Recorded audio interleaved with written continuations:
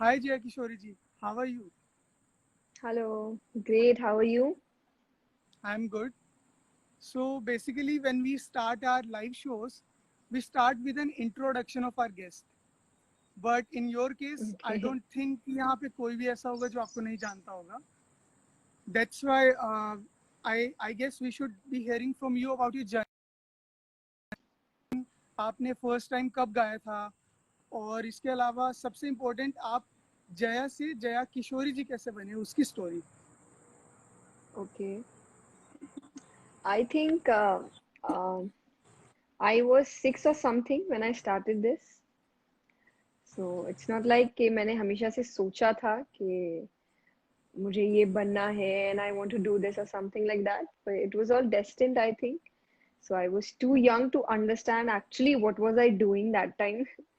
It was just like I was just enjoying whatever I am doing. So I was 6 when I started singing bhajans. So actually जो music and spirituality हमारा topic है, I started my journey with music. So I think मुझे इस field से जोड़ने के लिए और spirituality का true meaning सिखाने के लिए music was the first step that I took. So I think then धीरे धीरे when I was 10 or 11 something, I started like I saw someone Swamiji, I call him my guru. He's no more. Actually, I never saw him. I just heard him. So मैंने उनकी कथा सुनी थी स्वामी राम सुखदास जी. So और उनको सुनता देख I thought कि मुझे कथा करनी है. I mean, I want to narrate stories. What we call kathas are like that only. Just narrating stories with moral things, you know. So मुझे भी करना है. It's इतनी अच्छी चीज है. I just want to do this. But कहने में और करने में काफी समय लगा. It took me like around 1.5 years to just prepare myself कि मैं कथा कर सकूं.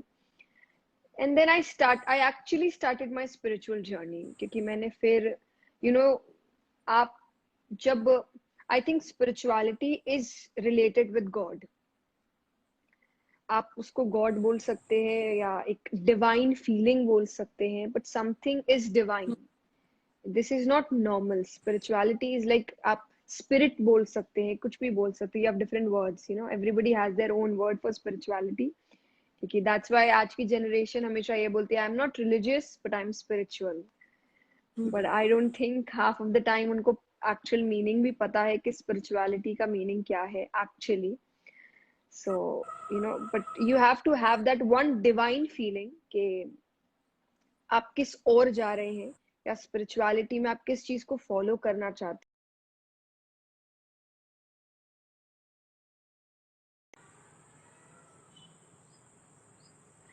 तो जया से Jaya Kishori I really don't no कैसे हुआ क्योंकि ये नाम बहुत पहले तो मुझे मेरे गुरुजी ने दिया था जिन उनसे मैंने बहुत कुछ सीखा है. तो वो मुझे प्यार से किशोरी कहते थे. जैसे हम घर में जब लड़का होता है तो उसको कृष्णा कृष्णा या काना काना कहते हैं वैसे ही लड़कियों को राधा माना जाता है कि वो ही रूप है. तो मुझे प्यार से किशोरी कहते थे. और लेकिन बाद में फिर मैंने जया किशोरी नाम सबको अच्छा लगने लगा. तो I think this is my journey from Jaya to Jaya Kishori. But I actually don't know कि हो कब गया बट वो जर्नी में ही हो रहा था. इट वाज नॉट लाइक कि कोई डेस्टिनेशन था कि जया से जया किशोरी तक जाना है बट वो रास्ते में ही हो गया. So I think this is my journey. Okay.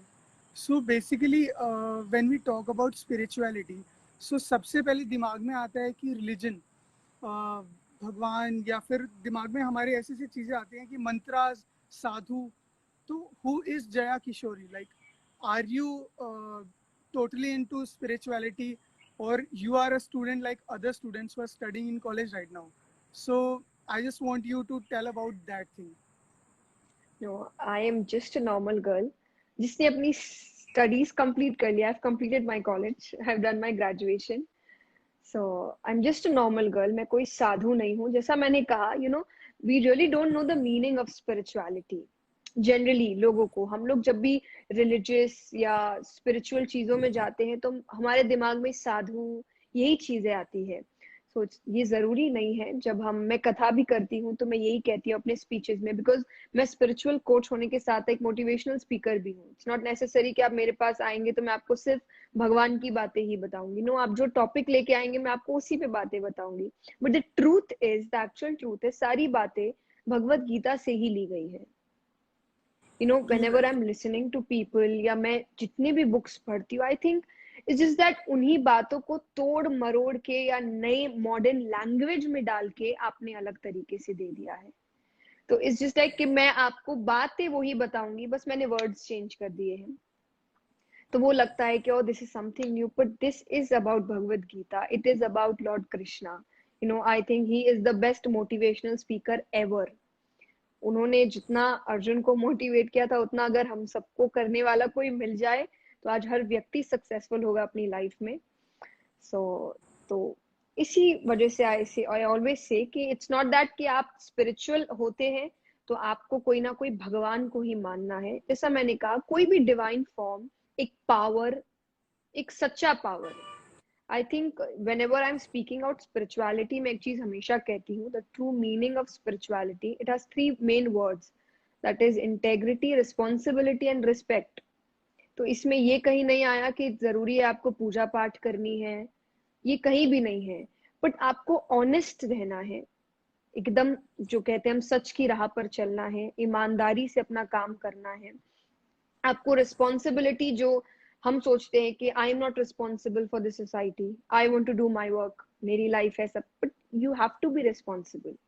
ये सब एक वर्ल्ड है, अपनी लाइफ है, अपने लोग हैं, हर किसी से कोई ना कोई कुछ सीखता है। बॉलीवुड ही देख लीजिए, बहुत बड़ा इम्पैक्ट है आज सबकी लाइफ में बॉलीवुड पर।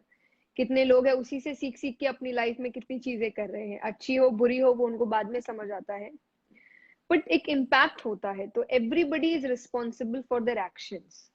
तो ये चीज आपको स्पिरिचुअलिटी सिखाती है कि आपके एक्शंस दूसरों को भी सीख दे रहे हैं। एंड रिस्पेक्ट इज, आपको हर किसी की इज्जत करनी चाहिए, कोई भी रिलीजन हो, कोई भी थॉट प्रोसेस है, आपको उसकी इज्जत करनी पड़ेगी। आप नहीं मानते तो ओके, बट मैं आपको फोर्स नहीं करूंगी।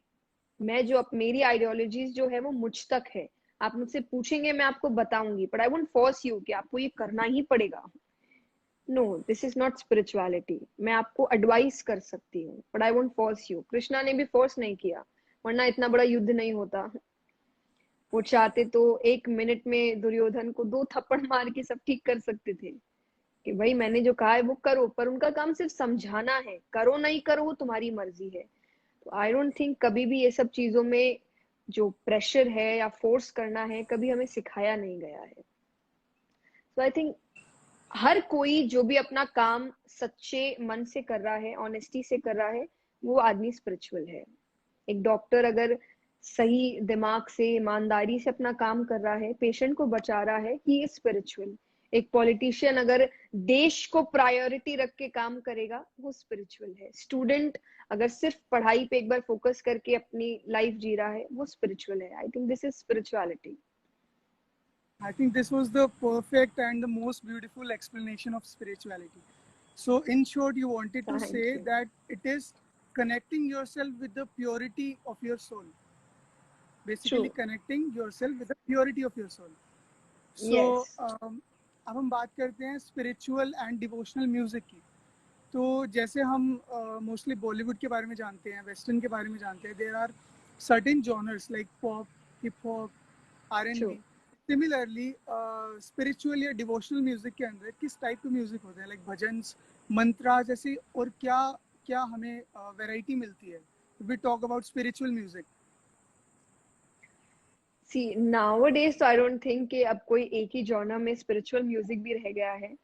Like if you attend my katha, there are people जो स्टार्टिंग में कुछ भजन ऐसे हैं जिनको सुन के रो रहे होते हैं, एंड देन लास्ट में you will see everybody is dancing there.